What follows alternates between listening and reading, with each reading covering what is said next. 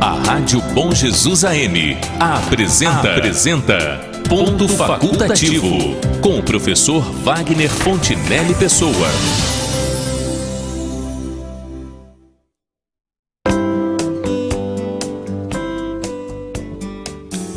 Bom dia, senhoras e senhores ouvintes da Rádio Bom Jesus e internautas que nos acompanham pelo nosso aplicativo para dispositivos móveis e pelo nosso canal no YouTube. Em ambos os casos, os nossos canais podem ser localizados por Rádio Bom Jesus RJ.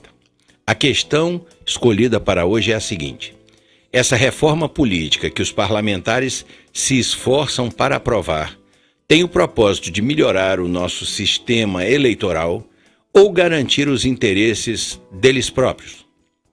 Este é o tema que iremos tratar no dia de hoje. E para melhor situar o público que nos acompanha nesta edição, reproduzimos aqui uma síntese ou uma espécie de síntese de uma matéria publicada pelo Correio Brasiliense que diz respeito a ele. Os integrantes da comissão especial que votaram a proposta de emenda constitucional, a PEC, transformaram a reforma política numa espécie de puxadinho. Pouco do que seria inovador para a sociedade e econômico para os cofres públicos foi mantido no documento, que ainda passará por uma votação nos plenários da Câmara dos Deputados e do Senado Federal. Para que possa ter vigência nas próximas eleições, no entanto, a PEC 77 de 2003 deverá concluir a sua tramitação, ou deverá ter a sua tramitação concluída, até o dia 7 de outubro deste ano. Entre as questões analisadas pelo colegiado, com base no relatório do deputado Vicente Cândido, do PT de São Paulo, estavam as mudanças no sistema eleitoral e no modelo de financiamento de campanha previstas para a inclusão nessa reforma. A principal delas é a implementação do Distritão, que, caso seja validado para as eleições de 2018, poderá atrapalhar a entrada de novos políticos. Segundo as palavras do cientista político Ricardo Caldas, da Universidade de Brasília, UNB, abre aspas, é uma ação desesperada dos deputados para se manterem no poder. O único critério é ser conhecido, o que vai beneficiar quem está no Congresso e já tem o nome consolidado. Criou-se quase uma barreira invisível para os novos entrantes. É um sistema injusto, não representativo e tendencioso. Fecha aspas. O chamado Distritão impede que os deputados com mais votos usem as sobras para puxar correligionários, causando o fim das coligações. Entram os mais votados apenas, e a medida causou tanto desconforto que foi criticada até pela base aliada. Os partidos menores, com deputados do baixo clero, também chiaram. Estamos impedindo o rejuvenescimento de parlamentares que precisam ser trocados de tempos em tempos.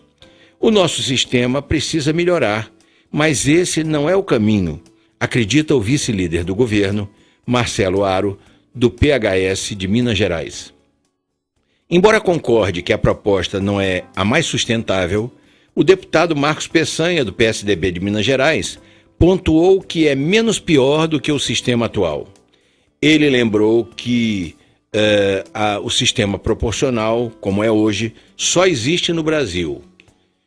Já o cientista político Murilo de Aragão, da Arco Advice, concorda que a solução escolhida pelos deputados é a melhor alternativa para uma transição, ao modelo distrital misto que será implementado em 2022. Mas esta questão do sistema eleitoral, se do voto proporcional, o voto chamado distritão ou o distrital misto, significam apenas uma faceta dessa reforma.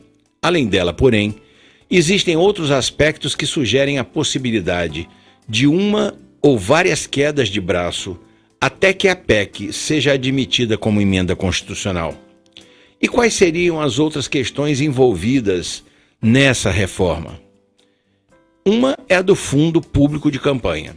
Outra é a do mandato para os juízes e ministros de tribunais superiores. Outra é a do chamado voto em lista fechada.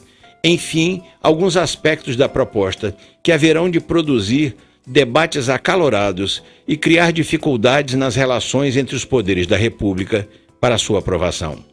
Aspectos e dificuldades que, diga-se de passagem, uma parcela do eleitorado nem consegue entender muito bem. Para conversar sobre esse tema, na manhã desta terça-feira, divide comigo a bancada de entrevistas da Rádio Bom Jesus, o convidado do ponto facultativo, ex-vereador e advogado Celso de Rezende Teixeira, que é nascido em Rosal, distrito de Bom Jesus do Itabapoana, descende de uma família desde há muito envolvida com as questões relativas à política e administração pública. É filho e neto de ex-vereadores desta cidade, exerceu ele próprio as funções de vereador por 3 legislaturas e, além disso, foi secretário de Fazenda e Administração em Bom Jesus do Norte, no vizinho estado do Espírito Santo. É técnico em contabilidade, bacharel em direito e, atualmente, dedica-se ao exercício da advocacia. Casado, é pai de 2 filhas e avô de uma netinha. Quem o conhece já identificou o nosso convidado, que é, como eu disse, o Celso de Rezende Teixeira. No comando do Show da Manhã e na retaguarda técnica desta edição, o meu amigo Alexander Sullivan. Bom dia, meu prezado Celso Rezende, seja bem-vindo uma vez mais ao Ponto Facultativo. Obrigado por sua presença no programa de hoje. Bom dia, professor, é uma alegria poder estar aqui, eu agradeço pelo convite. Bom dia, Sullivan, bom dia a todos os ouvintes da Rádio Bom Jesus. Muito bem, meu amigo, esse tema é realmente tormentoso por 2 motivos que a gente até tentou pontuar aí nas palavras de abertura. O primeiro é que há muitos interesses escusos e ocultos que estão permeando essa reforma. E o a segunda questão é que esse processo todo não está muito claro para o grande público. O grande público não está compreendendo exatamente certas espertezas que estão, como eu disse, permeando a tramitação desse projeto. Então, talvez seja importante que nós comecemos a nossa conversa esclarecendo para o nosso público a questão do sistema eleitoral que tradicionalmente adotamos e as opções que existem nessa discussão para modificá-lo. O que é o voto proporcional, o sistema chamado distritão e o voto distrital misto. Dê uma explicação o mais didático possível, a mais didática possível, para que o nosso público entenda os 3 sistemas como funcionam. Por favor. O sistema proporcional é o que nós está em vigor, né? Esse sistema, ele às vezes é criticado porque uma pessoa que teve um número elevado de votos fica de fora, né? Isso gera até uma revolta, uma insatisfação, porque um com menos voto entra de acordo com a votação daquela coligação, né? Que há um coeficiente eleitoral, essas contas são feitas pela Justiça Eleitoral e é assim que funciona e tem funcionado. Eu vou citar um caso meu particular. Pois não. Já fui beneficiado pelo sistema e já fui excluído por esse sistema. É a regra do jogo. Por conta da legenda. Por conta da legenda. Atualmente, na última eleição eu fiquei de fora, faltou alguns votos, né? Mas outros amigos que estão lá na Câmara se elegeram com menos votos do que eu tive, né? Mas isso faz parte do jogo. Quando você entra no jogo sabendo, você tenta alianças para conseguir o êxito na sua eleição. Por mais estranho que se possa imaginar, e ocorrem críticas, a gente sabe disso, eu creio, professor, que o voto deveria ser da forma que está, mas acabando com as coligações. Eu creio que o caminho, a minha humilde sugestão seria essa. E tem um projeto nesse sentido e parece que isso vai acontecer. Porque existe também o interesse dos grandes partidos em liquidar esses partidos de aluguel, vamos dizer assim, uma frase bem feia até de ser ouvida, mas infelizmente é isso. Existe porque como eles não têm votos para eleger ninguém, eles se associam para ceder os votos deles para outros partidos. É uma legenda de aluguel. Exatamente. Mas eu sou favorável a isso, fortalecimento dos partidos, né? Mas para isso tem que acabar com a ligação. Porque aí você vai fazer uma opção ideologicamente, você, né, vai analisar, se filiar, e hoje no Brasil tem opção para todos. Antigamente, né, nós estávamos conversando aqui antes, na época do regime ditatorial, nós tínhamos MDB e Arena. Então, o MDB acolhia todos esses de esquerda, né? Que hoje estão aí... Na verdade, o MDB era uma frente, não era um partido. Exatamente. Porque todas as tendências que não eram pró-governo se abrigavam no MDB. Isso, era um movimento, né? O próprio nome, Movimento Democrático Brasileiro. Estão até querendo mudar o nome. Estão querendo voltar, mas por uma questão de explorar, vamos dizer assim, vamos dizer assim, a publicidade desse movimento. Exato. Que representou a resistência ao regime de exceção, não é por outra coisa. Exatamente. Não, né? Então não adianta mudar nomes de partidos, né? O que o eleitorado brasileiro quer, o que nós queremos, é mudança de postura dos nossos políticos, né? Então o sistema proporcional é o que está aí, né? Mas parece que vai ser mudada essa questão de acabar com as coligações. Já existe essa discussão há vários anos e tal. Eu creio que esse vai ser um bom caminho para fortalecer os partidos e acabar com essas distorções. E sou, sim, favorável a que os mais votados sejam eleitos, porque é a vontade do povo, né? E por isso que há tanta indignação, é o que a gente percebe, quando um com tantos votos fica de fora e o outro com menos votos vem. Até o efeito tiririca, né? Ele levou 5. Não é isso? 5 deputados. Inclusive o presidente do seu partido, Valdemar, né? Que não seria reeleito, mas foi por ele. Levou né? 5 deputados. Ele fez mais 5 deputados só com os votos dele. Exatamente. Então, eu creio que esse fortalecimento, essa mudança de acabar com as coligações vai ser benéfico. Os partidos vão se fortalecer, as pessoas vão se filiar a um partido que se identifique e trabalhar por aquilo ali. Vai ter uma nominata, né? De vereadores, deputados estaduais, federais. E eu acho que esse é o caminho. Fidelidade partidária. Agora a gente vê falar muito nessa questão do distritão e o voto distrital misto. O voto distrital a gente sabe que tem as suas vantagens, né? Porque traz o representante para próximo da gente, né? Certo. Mas como que eles vão discutir isso agora, professor? Uma pergunta que eu me faço. A Justiça Eleitoral não vai ter tempo. Primeiro que eu não acredito que isso vai ser aprovado. Se por acaso Tá aí uma boa pergunta. O senhor acha que esse distritão passa ou não passa? Eu acho que não.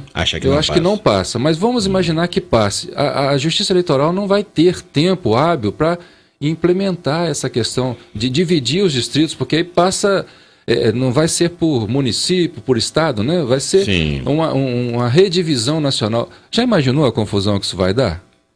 Muito grande. Muito grande. Muito grande. Quer dizer, vamos dar só um exemplo, para o nosso público poder entender. Quer dizer, por esse sistema, por exemplo, não seria... para nós interessaria mais votar num candidato aqui do sul do Espírito Santo do que um lá do Rio de Janeiro. Exatamente. Da capital do Rio de Janeiro. Isso pode acontecer no voto distrital. No voto distrital. Não é verdade? No distritão. No distritão. Agora, o distrital misto é o que eles estão querendo, e aí a gente vê aí a malícia, né, das raposas políticas, né? Porque sabe que estão desgastados e querem se garantir lá, querem se perpetuar. Sim, garantir, né, o espaço deles. O espaço deles. Porque esse voto em lista, ele é cruel demais. No sistema brasileiro, eu não concordo. Se for aprovado, eu vou estar assim bastante decepcionado, porque quem é que vai escolher quem vai encabeçar essa lista? Os caciques do partido. Os caciques dos partidos. É lógico que eles vão se auto-indicar como os primeiros. Né? É lógico que vão. Por exemplo, no sistema, se mudasse o sistema do atual para o que eles estão querendo, o presidente da Câmara atual estaria de fora. O presidente da Câmara atual, o Maia, ele foi beneficiado pelo sistema atual. Agora, se fosse o voto em lista, será que ele, como presidente do partido, não seria o primeiro? Ele se beneficiaria, lógico. No ato. Então, eu quero, e imagino que a maioria da população brasileira quer escolher os seus representantes. Mesmo que a gente erre, né? Às vezes você é enganado. Acredita num político e depois ele vai para lá e vai ser uma grande decepção. Mas eu quero ter esse direito de escolha. E os partidos, com essa questão desse voto distrital misto, eles querem tirar o voto em lista é para tirar esse direito de escolha, né? Para levar para eles próprios o direito de escolher quem é que vai ficar. Isso é um absurdo. Eu me lembro, professor, quando houve aquele referendo sobre o parlamentarismo. Eu votei na época pelo parlamentarismo. Fui vencido naquela época. Hoje chegou-se a falar em parlamentarismo, né? O que seria, na minha visão, um grande golpe, né? Porque como que nós vamos instaurar o parlamentarismo no Brasil com esse Congresso que está aí? Sim. A gente tirar do Alibaba e entregar para os 40 ladrões. Uma coisa surreal. Agora, ainda sobre esse tema, só para lembrar, quem é que está defendendo essa mudança com bastante veemência? Porque é interessante, essa PEC é de 2003, né? O senhor disse muito bem, tem 14 anos que ela está lá engavetada, mas agora, de repente, ela sai... Essa é até uma pergunta que eu iria lhe fazer. Por que que, de repente, ela saiu e com tanta pressa? Não é verdade? Com tanta urgência? Porque ela é de 2003 e o Eduardo Cunha engavetou essa PEC. Hoje, antes de ser preso, Eduardo Cunha já defendia essa PEC, né? Agora, recente. O atual presidente da República defende essa mudança, né? As raposas aí que estão sendo acusadas estão defendendo. Então, é aquela frase famosa do ex-governador Leonel Brizola, né? Se tivéssemos alguma dúvida sobre qualquer assunto, né, na esfera política nacional, se a Rede Globo está defendendo aquilo, você vai pelo lado contrário. Né? Então, essa era a máxima do Leonel Brizola. Né? Então, se esse pessoal está defendendo o voto distrital misto... Não há de ser bom para o povo. Não vai ser bom para nós, com certeza não vai. Olha aqui, deixa eu lhe perguntar uma coisa sobre sua ótica. Quer dizer, você está já delineando esse quadro, doutor, já está delineando esse quadro, mas eu ia colocar isso pontualmente assim, sob sua ótica. Essa mudança, o voto distrital misto agora, e o distritão agora, o sistema do distritão agora, e o voto distrital misto em 2022, isso traz mais mal do que bem para a população, não? Com certeza, com certeza, porque tudo que tira, professor, do povo, né, o direito de escolha, ou que ilude, né, vai levar ele para um caminho que ele não tem, aquela história da pergunta, né? Você coloca uma pergunta com consequências graves e uma menos grave. A gente vai escolher sempre o menos grave. Mas o povo não merece isso. Né? O que nós queremos é mudança, volto a dizer, mudança de atitude desses políticos. Os escândalos estão aí, nós que devemos no ano que vem fazer as trocas necessárias. Né? Quem está lá dando um mau exemplo, né? Prometeu e não está cumprindo, está agindo de forma errada, não está defendendo o interesse público, mas defendendo o seu interesse particular ou de corporações, esse alguém nós vamos tirá-lo pelo voto, né? É a nossa oportunidade.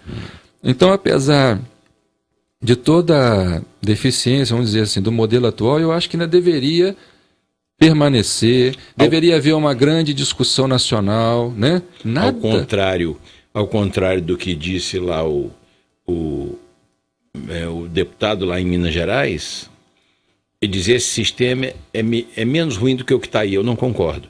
Eu acho que o que eles estão tentando propor, pelo menos do distritão, e depois o distrital misto, com o nome em lista fechada, ele é pior do que o que nós temos aí. Pior. O meu entendimento é esse também. Vai tirar o direito de escolha que nós temos hoje ainda, né? Hein, doutor, o que tinha que ser feito aí, me parece, eu estou lhe dando uma opinião, mas o senhor pode discordar dela se assim entender. Eu acho que nós deveríamos ter o voto direto, sem legenda, ou seja, os mais votados serão os eleitos. Sim. Simples. Nos partidos, né? Cada um seria a coisa perfeita. Isso. Cada um filiado ao seu partido, você tem uma tendência de esquerda ou de direita ou de centro, não importa, você escolheria. E os mais votados nas suas legendas, né? Seriam os eleitos. É a vontade do povo. Nada de voto de legenda carregando um candidato levando mais dois que não tiveram voto, esse tipo de coisa. Eu acredito que isso aí resolveria essas distorções, porque, professor, nós comungamos do mesmo pensamento. A vontade do povo tem que ser obedecida. A democracia é o quê? É a vontade da maioria. Então, se a maioria escolhe, né? Por que existe o segundo turno, né? Em alguns casos, né? Não aqui no nosso município, mas em municípios acima de 200 mil. 200 mil. Tem o segundo turno. É para que eleitores. fique referendado lá a maioria, pelo menos 50% mais um. Sim, né? porque não, pode ser pulverizada a votação num primeiro turno. Exatamente. Aí diz, bom, tá bom, mas nenhum deles teve nem 50%. Exato. Então agora vamos para um segundo turno para dizer, desses dois aqui, qual é o que a população, Exatamente. que o eleitorado prefere. Não Porque é isso? democracia, subentende-se, a maioria, é o desejo da maioria, né? E aí a gente não tem como falar de democracia sem lembrar lá dos primórdios na Grécia Antiga, que as coisas eram resolvidas em praça pública, né? Diretamente. Não tinha nem microfone, nem alto-falante, era no alcance da voz e as coisas eram resolvidas ali. A maioria resolvia, né? Mas a coisa foi crescendo e a gente sabe, existe a necessidade da representatividade, o sistema é esse mesmo, democrático e tal, mas sem essas artimanhas que estão querendo para iludir o povo. Né? E eu acho que quanto mais complicado for o sistema, ou a sistemática, mais fácil fica de embutir espertezas no sistema, não é isso? Deixa eu lhe dizer o seguinte, esse é um ponto dessa dita, chamada reforma política, que para mim não é reforma política coisa nenhuma, porque estão aí suprimindo pontos importantes, mas é o seguinte, a ideia, essa é uma das ideias, que foi derrotada pelo menos na comissão especial que estudou preliminarmente o assunto. A ideia de excluir os vices, embora correspondam à economia dos gastos públicos, foi rejeitada. Para o que serve um vice, além de substituir o titular do cargo nos seus impedimentos? Em sua opinião, a manutenção desse cargo é mesmo necessária? Olha, eu entendo que sim, sabe, professor? Eu fico... Olha o que aconteceu com o nosso país. Eu não estou aqui defendendo nem A e nem B, né? Afastaram uma presidente eleita, né? Ela foi eleita, né? E levou o seu vice junto, né? Então, olha a situação de instabilidade que está, né, a nível nacional. Eu fico me perguntando, professor, se não tivesse a figura do vice, e não defendo esse vice que está aí, que assumiu como presidente. Entendi. Então, a instabilidade, eu creio que seria... Você está falando em tese. E seria pior. No caso de um município, de um estado, a mesma história. A instabilidade que isso gera, né? Se ficar na dependência do presidente da Assembleia, né? Porque tem uma linha de sucessão, quer dizer, não tendo vice, quem é que assume? É o presidente da Assembleia ou da Câmara, né? Ou no caso aqui, Bom Jesus seria o presidente da Câmara. Presidente da Câmara. Então, isso geraria uma instabilidade. Só para o nosso público saber, nós tivemos agora um caso muito singular. O presidente da República se ausentou. Isso. O presidente da Câmara assumiu a presidência, e aí ele não pode exercer dois poderes ao mesmo tempo, e aí um outro substituiu. Um deputado, André Fufuca, como no seu primeiro mandato, sem nenhuma experiência, tem 28 ou 29 anos. Não é a idade, não, é a inexperiência.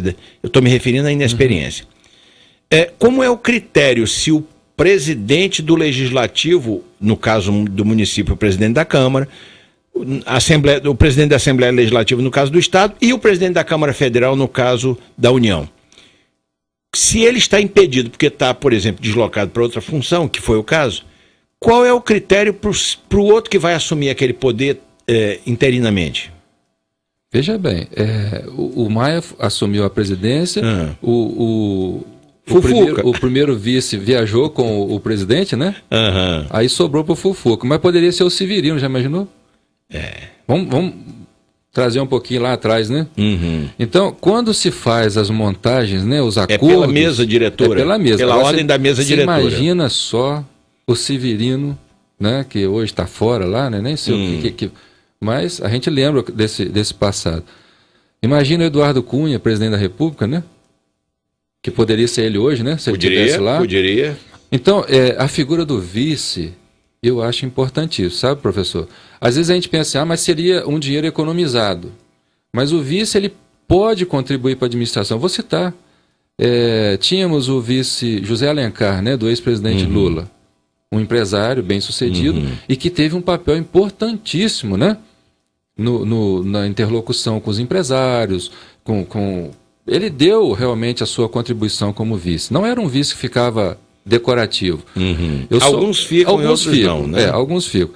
Mas também o sistema é complicado, porque normalmente, isso eu estou falando a nível de prefeito, governador e presidente, o vice é uma sombra, né? Que quer o poder, né? Então, às vezes, há as conspirações. E, normalmente, o que a gente vê é o chefe do executivo matando o seu vice, né? Não dando espaço também. Neutralizando. Não deixando ele aparecer. Exato. Então, isso aí a gente percebe e vê. Mas é nítido isso, né? Essa disputa. Porque a política, ela é dinâmica, né? Mas eu entendo que a manutenção dos vices é importante. Vou citar um aspecto, abrir um pouquinho. Houve um período aqui em Bom Jesus que reduziu vereadores para 9. Né? Houve aí uma reforma, uns cálculos novos e tal.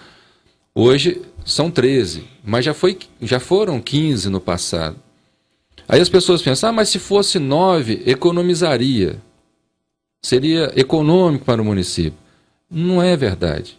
Não é verdade. Porque eu sou favorável, quanto mais vereadores, no caso, estou citando um caso aqui muito próximo da gente, para todos que nos ouvem ter um entendimento.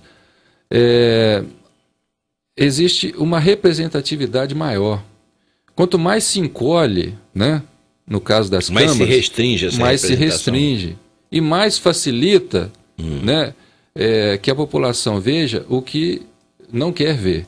Porque a função do legislativo, ela é legislar e fiscalizar. Fiscalizar o executivo. Infelizmente, muitos legislativos não têm feito essa fiscalização como o povo quer e como a legislação prevê.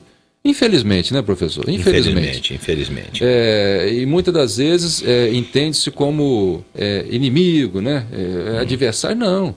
Eu creio que toda a oposição ela é salutar e importante para o êxito até do executivo. Se exercida com competência e dentro da ética que se espera, da compostura, sim. Então, essa questão de economia, né, eu acho que a gente não pode pensar por esse aspecto. Agora, a figura do vice ela pode ser muito importante. Ele pode e deve ser assim um ajudador, vamos dizer assim, do executivo, sem criar dificuldade, porque, vamos ser claros, a legislação diz o quê? Ele tem uma expectativa de poder.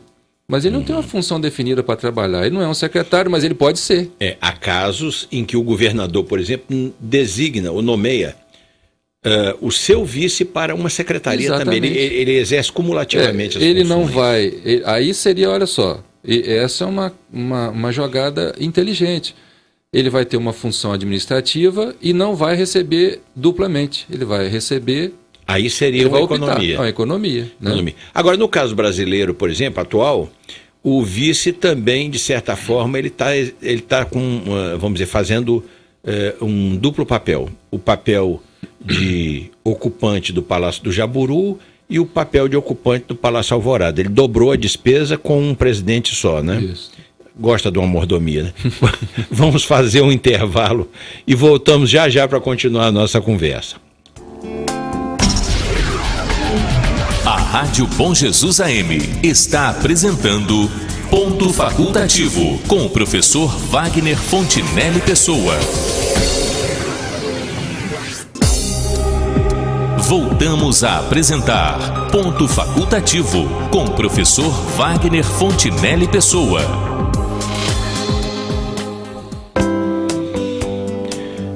Voltamos com o Ponto Facultativo. No programa de hoje, estamos recebendo aqui no estúdio da Rádio Bom Jesus o advogado e ex-vereador Celso de Rezende Teixeira, que é um profundo conhecedor das questões político-partidárias e dos meandros da política, tal como ela costuma ser praticada neste país. E nesta terça-feira, a nossa conversa diz respeito à reforma eleitoral que os parlamentares do Congresso Nacional tentam aprovar a toque de caixa, como se diz, para delas se aproveitarem e garantirem o seu próprio futuro. Meu caro doutor Celso, um outro ponto da proposta que foi derrotado na comissão especial que cuidou dessa PEC 77 de 2003,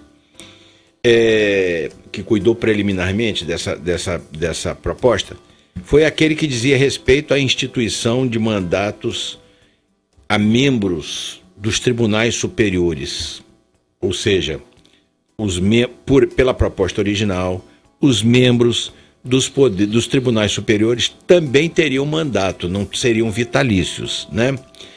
Ao seu ver, isto, e eu vou lhe dar aqui 3 hipóteses para que o senhor analise para nós qual delas o senhor acha que corresponde à indagação.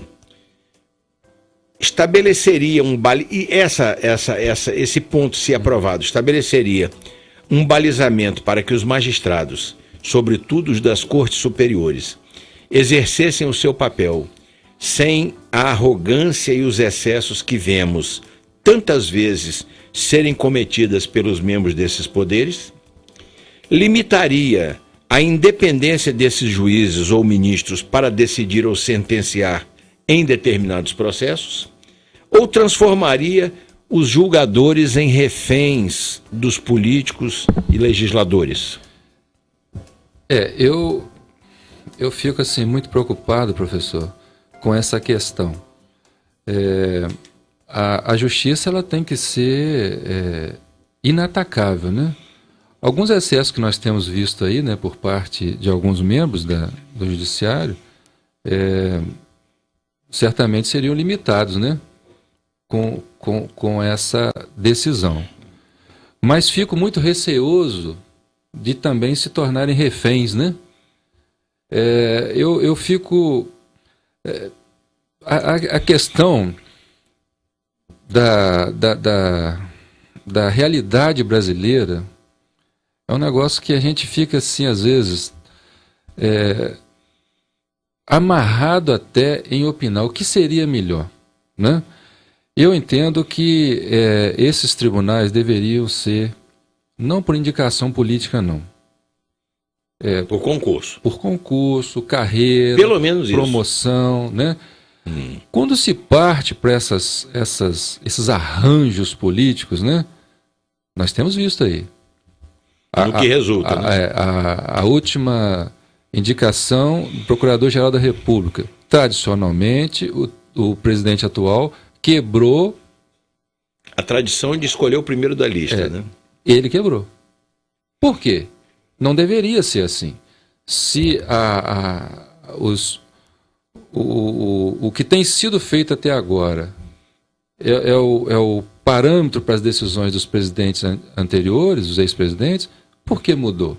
Então, eu acho que é muito poder na mão de pessoas que tem que ser, né? Eu não estou aqui cogitando de nada, só estou analisando o que está acontecendo aí, ó.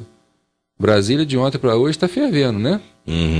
Por possibilidade de revelações em gravações e talvez haja até mudanças, né, na delação aí da JIS. Na verdade, nós estamos, eu sinto assim, sabe, professor, nós estamos sob um barril de pólvoras. Nós não sabemos como é que vai ser o noticiário de amanhã. Então eu penso que o judiciário, ele tem que ser independente, né? Tem que ser independente. E os que estão lá, os ministros, não podem sofrer nenhum tipo de pressão. Eles não podem mesmo. Eles têm que julgar com imparcialidade, né? Nós estamos vendo aí o caso, vamos citar o Rio de Janeiro, juiz Marcelo Bretas, né? Que tem feito um excelente trabalho. Isso. Não, tem juízes excelentes. Excelente. Tem juízes que precisam ser blindados para não serem derrubados quando eles estão no caminho certo. Eu concordo com isso. Estou citando um do nosso estado, né? O Marcelo Bretas é um deles. Um exemplo. Como tem, né, promotores e tal. Eu fico muito reticente com essas pessoas que gostam de mídia, né? Porque aí já está fugindo até do seu papel, né? Então, desculpe, o juiz Sérgio Moro, por exemplo, ele só não escapa totalmente da mídia porque ele não consegue. O papel dele é de tal magnitude, de tal importância, de tal relevância, que ele não tem como se esconder. Mas ele é muito discreto para a importância que ele tem nessas investigações todas. Ele é muito reservado. Então, essa questão, né, de tentar, né, essa PEC tentou mudar muita coisa. E a gente tem que ter muito cuidado, sabe, professor? Quando a questão da justiça, por exemplo, Supremo Tribunal Federal. O que tem acima? Não tem. Então ali a Suprema Corte, né, ela tem que ser inatacável, né, ela tem que ser respeitada, ela não pode ser Mas ela tem que ter limite. Agora, lógico, os limites são constitucionais, né, os limites são dentro daquilo. Não tem que ficar inventando coisa. Por exemplo, Marcelo Bretas mesmo sofreu retaliações, né, por parte de um membro da Suprema Corte. Isso. E isso cria um problema muito sério, porque a comunidade não aceita, né?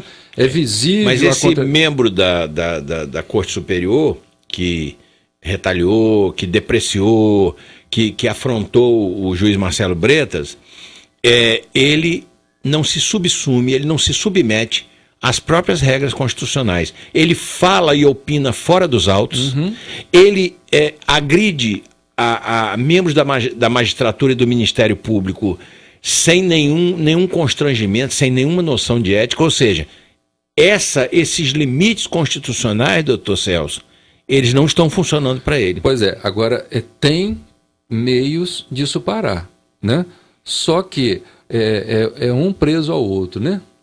Concordo. E aí fica... A própria Suprema Corte poderia estancar isso aí, mas ali ninguém sabe quem deve a quem. Quantos pedidos de impeachment já teve? O Senado pode agir, mas o Senado vai agir? Não, porque tem muitos senadores que estão dependendo então, de sentença. Essa questão é complexa e realmente prejudica, né? A justiça. É um processo de interdependência entre legislativo, judiciário e executivo, que é uma coisa assustadora.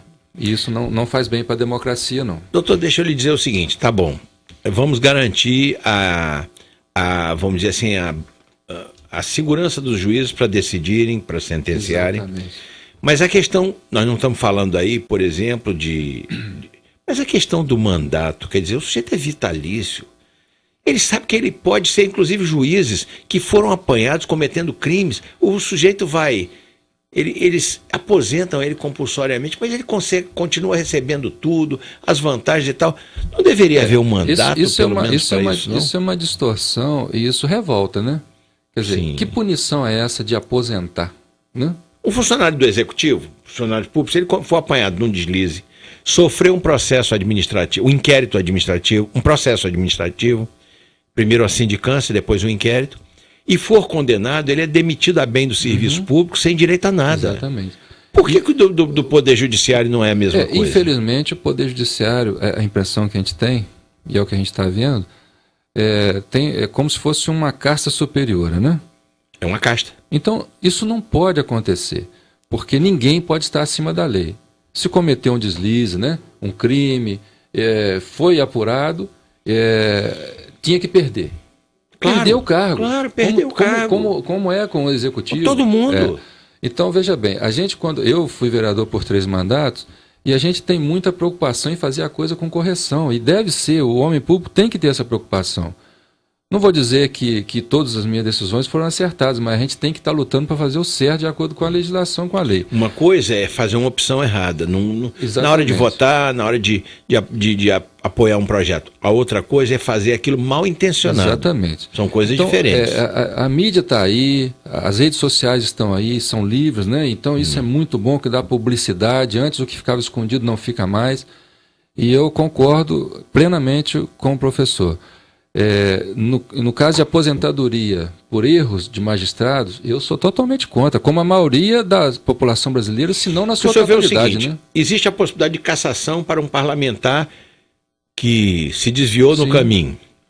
Existe o impeachment para um presidente que enveredou pelo caminho do absurdo. Sim. Ministros de Estado que estão na casta superior do Executivo são demissíveis ad nutum, quer dizer, para quem não sabe, para os nossos ouvintes que eventualmente não sabem, o demissível ad nutum quer dizer, ele é demissível à vontade de quem o nomeou, de quem o designou para aquele cargo. Presidente, você aqui cometeu um erro fatal, você está dispensado. Dispensa, não é, ninguém tem estabilidade naquilo. Funcionários do Executivo, tanto quanto do Legislativo, ao cometerem desvios de conduta, crimes e tudo mais no exercício da função, podem sofrer inquérito administrativo, processo administrativo e terem demissão por justa causa sem direito a nada. O judiciário não tem nada disso, é inatacável. Essas questões deveriam ser tratadas, mas com esse Congresso que está aí... Fica difícil. Fica difícil. Aqui, agora vamos para um assunto que já foi mencionado aqui mais de uma vez. Sobre o financiamento das campanhas com dinheiro público, eu gostaria de submeter à sua análise as seguintes questões. 1. Essa limitação das campanhas eleitorais ao uso dos recursos públicos resolverá efetivamente o problema das doações privadas e do Caixa 2? Pelo histórico brasileiro, não vai acontecer isso, né? A gente sabe que não vai acontecer. Vou citar o caso do nosso município. Houve uma limitação, né, como em todo o Brasil, e aqui foi um valor. Campanhas para vereador X, para prefeito X. É nítido, a gente via nas ruas que aquilo não estava sendo obedecido. Mas o que vale para a Justiça Eleitoral é a sua prestação de contas. Aí é uma questão de consciência, né? Cada um vai fazer dentro daquilo que manda a sua consciência. No que nós vemos aí, essa limitação do Supremo sobre a não ter doação empresariais, né? Então... privado não, empresariais, porque privada pode privada, haver. Sim. De hoje, pessoa física. Pessoa física, limitando a 10% da sua declaração de renda anterior, né? Então eu penso assim, professor, se eu quero ser candidato, ou eu tenho que ter recursos, ou eu vou buscar esse recurso no meio familiar, no meio dos amigos, aqueles que acreditam no meu projeto. É isso. Tudo bem. Né? Agora, você se tornar refém, por exemplo, um grupo da medicina, por exemplo, de plano de saúde, que invista em algum deputado, né? Pode acontecer. Pode. Podia, né? Podia. Será que esse deputado vai estar lá a serviço desse grupo? Ele vai estar preocupado com a saúde pública de qualidade? Não, está preocupado em proteger os planos de saúde. Exatamente, é o que nós temos visto aí. Vamos ver o seguinte, as empresas, as doações de empresas não poderão ocorrer. Será que o Marcelo Odebrecht vai dar bilhões como pessoa física para alguém? Não vai, né? Não, ele não vai se expor. Ele não vai se expor dessa... Disso, né? Não vai se expor, né? O recurso público, por exemplo, hoje ele já existe, né? O fundo partidário. Que era ontem, eu vi essa notícia ontem, é coisa fresquinha, né? O senhor presidente, né, pela primeira vez, deu até um reajuste, já mandou para o orçamento, né? Vai para 900 milhões, fundo partidário. Isso. Mas isso não tem nada a ver com aquele outro que eles estavam criando de 3 bilhões e 600 milhões. Aquilo é específico para as eleições. Exatamente. Aquele fundo. Então, se somar, vamos imaginar, aí retiraram esse valor porque assustou a sociedade, houve pressão, e a pressão tem que existir, né? Vai ficar para eles resolverem lá na frente. Eu tenho medo disso, né? Deixa que depois a gente vê essa parte, o público perde o contato com o assunto.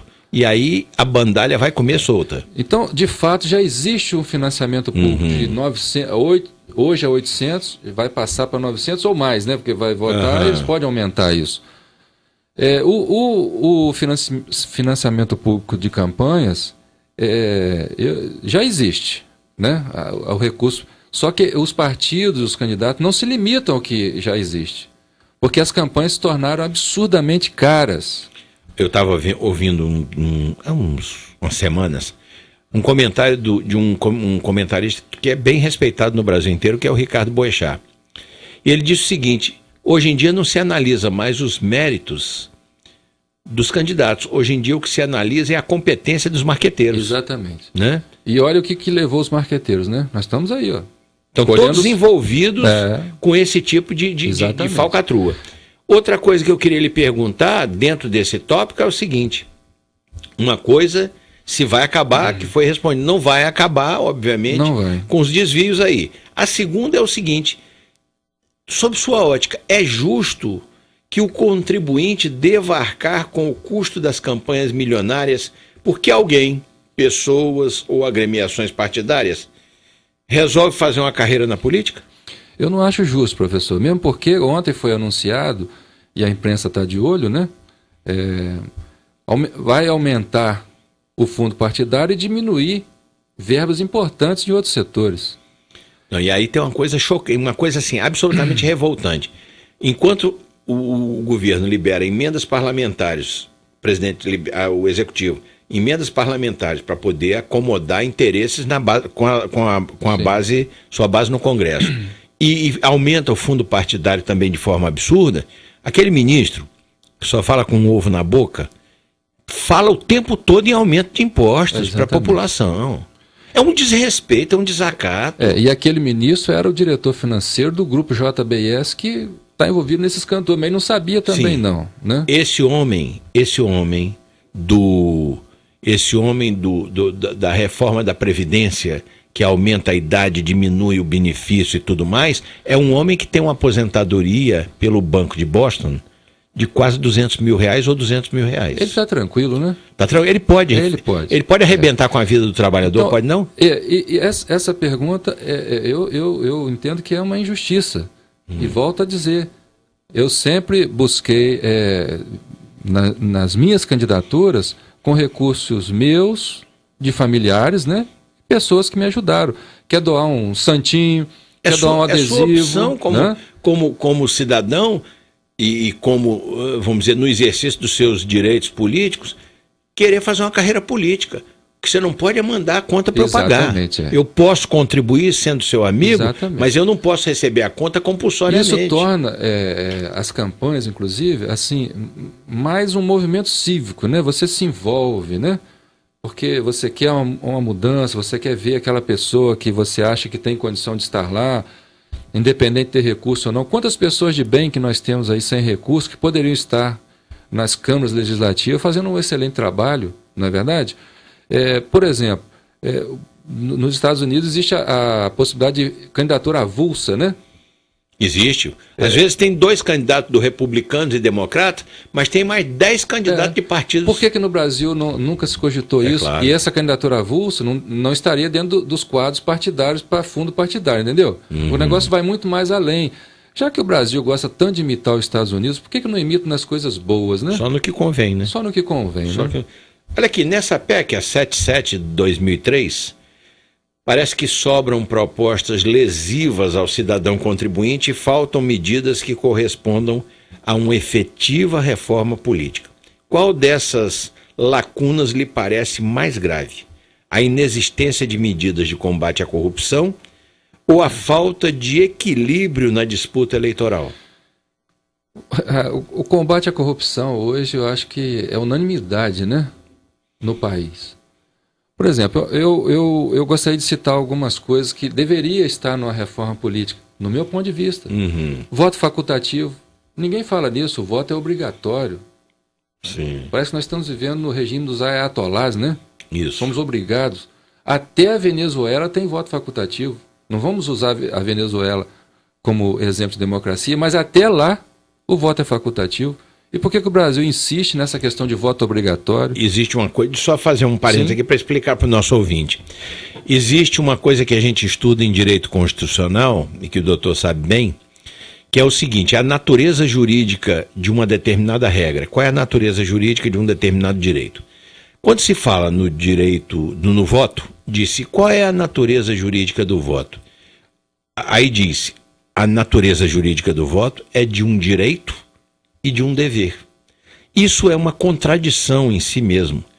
Eu não posso ter o direito de usar essa sua camisa e ao mesmo tempo ter a obrigação. Se é direito, é facultativo, eu uso quando quero. O voto, ele é, pela sua definição de natureza jurídica, ele já é uma contradição.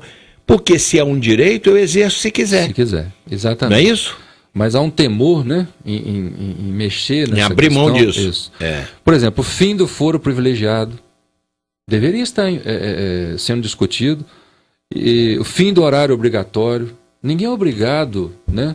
E não tem jeito de você correr que você muda de canal, está em todos os canais. O voto eletrônico, sem a impressão, né? Que disse que é uma fonte de fraude, vamos dizer assim, que já foi demonstrada por vários técnicos na área de informática, que é possível fraudar.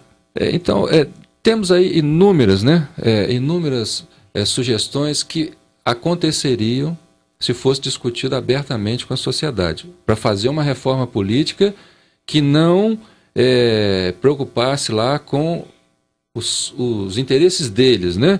E essa falta de equilíbrio na disputa eleitoral, ela vai sempre existir se depender dessa gente lá, professor. Porque eu penso, volto a dizer, Marina Silva, por exemplo, vou citar até um nome, né? Para o bem ou para o mal, já fiz opção por ela, outro, ou atualmente não.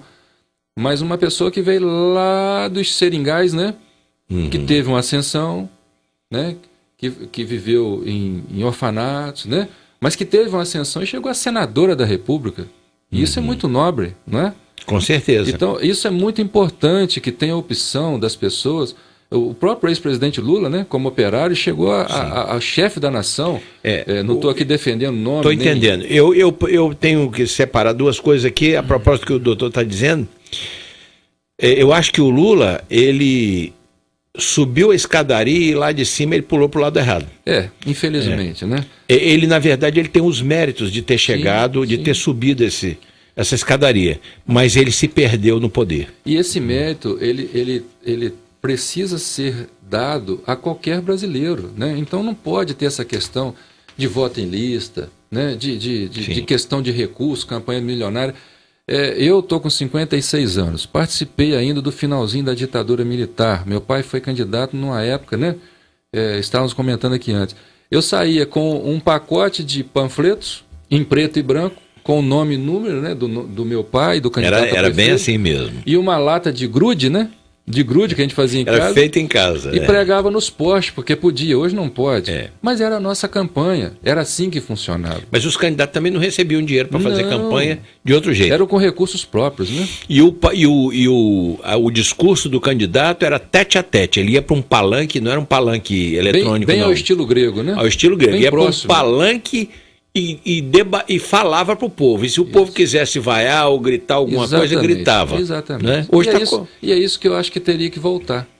Porque campanha é isso, né? É junto com o povo, é você ouvir o povo te elege. E nós tínhamos aqui na época um programa na rádio e os microfones ficavam abertos, porque como que o político ele vai de casa em casa e depois ele se esconde? Ele não quer ouvir, ele não quer ser puxado a orelha, não quer ser encontrado, criticado, não quer ser encontrado. Verdade. Não pode ser assim. Olha aqui uma coisa. Nós estamos nos aproximando do final do nosso tempo, mas eu quero lhe perguntar ainda duas coisas rapidamente. A primeira delas é o seguinte: na sua opinião, por que é que essa PEC que é de 2003 foi mantida, engavetada, inclusive pelo Eduardo Cunha, durante tanto tempo, e de repente começa a tramitar com tanta pressa e urgência, como se os parlamentares precisassem dela para tirar o pai da forca? Na verdade é isso mesmo, né? Porque muitos deles, no sistema atual, eles não vão voltar. Muitos deles não vão voltar, porque hoje as mídias sociais têm um papel importante e o povo está muito atento, está ligado em tudo que está acontecendo. Então, eu entendo que eles tiraram... O senhor acha que os políticos, de uma forma geral, têm medo das redes sociais? Com certeza. Tem, né? Com certeza. E as redes sociais têm um papel fundamental na democracia, né? O Barack Obama usou muito bem isso para o seu benefício, né? Não é verdade? E foi uma figura que usou muito, né? O Trump usa muito para ficar mais ridículo, né? Infelizmente... ele fica mais ridículo usando as redes sociais. São polos completamente diferentes, né? É o estilo contra a falta de estilo. Exatamente. Né? Mas eu entendo que eles tiraram isso da gaveta para se salvar. É uma ponte de salvação para eles, né? Inclusive para essa coisa da blindagem, que eles estão percebendo que a desmoralização dos nomes que hoje estão aí formando o Congresso é muito grande. A gente fica pensando, professor, o sujeito ele é filmado com a mala de dinheiro, né? Ele é gravado e ele nega. É um negócio assim absurdo. Em qualquer país civilizado do mundo, né? O sujeito já estava preso. Né? Agora o país... eu assisti, acho que foi, não tenho certeza, mas acho que foi em Maryland, há muitos anos, ele chama um congressista, né? Um congressista, acho que foi de Maryland. Ele foi apanhado numa falcatrua, numa fraude muito menor do que a maioria das fraudes que estão sendo descobertas no Brasil com os que estão aí em atividade. Ele reuniu a imprensa, eu assisti essa cena, estava filmada, tinha um vídeo. Tinha um envelope, ele tirou de dentro do envelope umas folhas de papel impressas com um pedido de desculpas ao país e à família dele. Entregou para a imprensa o pedido. Quando se pensava que ia ficar na desculpa, Ele, na frente de todo mundo, meteu a mão dentro do envelope, puxou uma arma e deu um tiro na cabeça. Na cabeça não, na boca. Isso. Pá! Deu um tiro na boca. Ele se matou na frente de todo mundo De vergonha. de vergonha por ter sido apanhado daquele jeito. Exato. No Brasil, o cara quer atirar é no acusador. É verdade. É. Então nós estamos vivendo uma verdadeira inversão de valores, né? A classe política está extremamente desgastada, a gente sabe disso, mas a gente precisa ter esperança. E ano que vem é a hora da gente fazer o acerto de contas com essa gente, não é isso? Então, mudando ou não o sistema, eu acredito que não vai mudar, sabe, professor? Porque não vai haver tempo. O que for feito na Câmara vai ter que ir para o Senado. Se o Senado mexer, vai ter que voltar. O prazo é 7 de outubro? É 7 de outubro. 7 de outubro. É quórum qualificado, me parece que são 308 votos. 308 votos na Ainda Câmara. tem os interesses do presidente atual da República, que vai concordar ou não. Então, eu creio que vai ficar do jeito que está. Ficando do jeito que está em nós, sabemos como é que é o jogo. Vamos escolher, né? Vamos analisar, vamos futricar a vida do sujeito, vamos pesquisar para a gente melhorar esse país nosso, porque do jeito que está não tem condição mais não. Muito bem. No resumo da ópera, como se diz, a quem realmente interessa esse arremedo de reforma que os legisladores brasileiros estão querendo aprovar? Aos eleitores e cidadãos brasileiros, à sociedade brasileira como um todo? Ou a eles próprios para protegerem seus feudos eleitorais e se blindarem com o odioso sistema do foro privilegiado? Do jeito que está sendo colocado, é somente no interesse deles próprios. É a avaliação que eu faço. Porque se eles quisessem fazer uma reforma política para valer, desde 2003, né, que está engavetado, já teria chamado a sociedade para discutir, né? Em 2003 não tinha Lava Jato. Pois então eles não estavam expostos como estão agora, mas não é isso? Essa questão de reforma política, assim como a tributária e tudo, é só blá blá blá, né? Fala-se. Agora fizeram a reforma trabalhista para ferrar com o trabalhador brasileiro. Estão querendo fazer a previdenciária, que se Deus quiser não vai acontecer, também para prejudicar o trabalhador brasileiro, porque afinal de contas alguém tem que pagar a conta, né? E sobra sempre para nós. Essa reforma, desde 2003, já teria que estar sendo discutido com o AB, com o CNBB, com os movimentos sindicais. Sim, porque sociais. como a gente diz, os movimentos sociais organizados não foram chamados Não. a participar dessa conversa. Então eles tiram da gaveta agora com agilidade impressionante. É lógico que isso aí a gente fica aí, tem dedo de... Como é que é? O pé de... Tem dedo aí de tem truta nesse negócio. Tem truta. Tem, com certeza tem. Isso aí não é preocupado em aprimorar o sistema, não tem carne debaixo desse angu aí. Com certeza, né? Com certeza. Eu espero, professor, sinceramente, que nós possamos escolher melhor, né? Vamos analisar, vamos discutir. Às vezes a gente fica até indignado, dá vontade de nem falar de política. É verdade. Mas se a gente fizer isso, o que vai acontecer? Vai ter sempre lá 513 deputados, 81 senadores, um presidente e um vice. O nosso convidado tinha dito aqui em off, conversando aqui, ele disse, não há espaço vazio em política. Se ninguém ocupa, alguém vai ocupar. Alguém né? vai ocupar. Alguém vai ocupar. Então que a gente, como eleitor, a gente faça que esses espaços sejam ocupados por gente de qualidade melhor. Exatamente. Não é isso? Exatamente. Foi uma conversa que eu acredito tem ajudado os nossos ouvintes e os internautas que nos acompanharam a entenderem melhor certos aspectos dessa reforma política que tem sido feita de forma pouco cristalina, mas que é do máximo interesse para a sociedade brasileira e para os eleitores do Brasil. Apesar disso, o tempo do programa se esgotou e será necessário concluir a nossa conversa. Meu agradecimento ao advogado ex-vereador Celso de Rezende Teixeira, né, por participar desta entrevista e dividir comigo a bancada de entrevistas da Rádio Bom Jesus nesta edição do Ponto Facultativo. Agradeço igualmente ao público ouvinte pela sua sempre importante audiência. Meu prezado doutor Celso de Rezende, o microfone da Rádio Bom Jesus encontra-se à disposição para suas despedidas. Eu agradeço mais essa oportunidade de estar aqui, professor. É uma honra para mim. Certamente outra pessoa poderia estar aqui falando com muito mais detalhes sobre um assunto tão importante, mas eu sou assim muito apaixonado pela política, da boa política. Então, fico muito honrado de estar aqui no seu programa, que a gente sabe que tem uma audiência muito boa. Eu agradeço. Agradeço de estar aqui na Rádio Bom Jesus, que tem um alcance enorme, né? Não só na região, mas agora através da internet estamos em todos os lugares.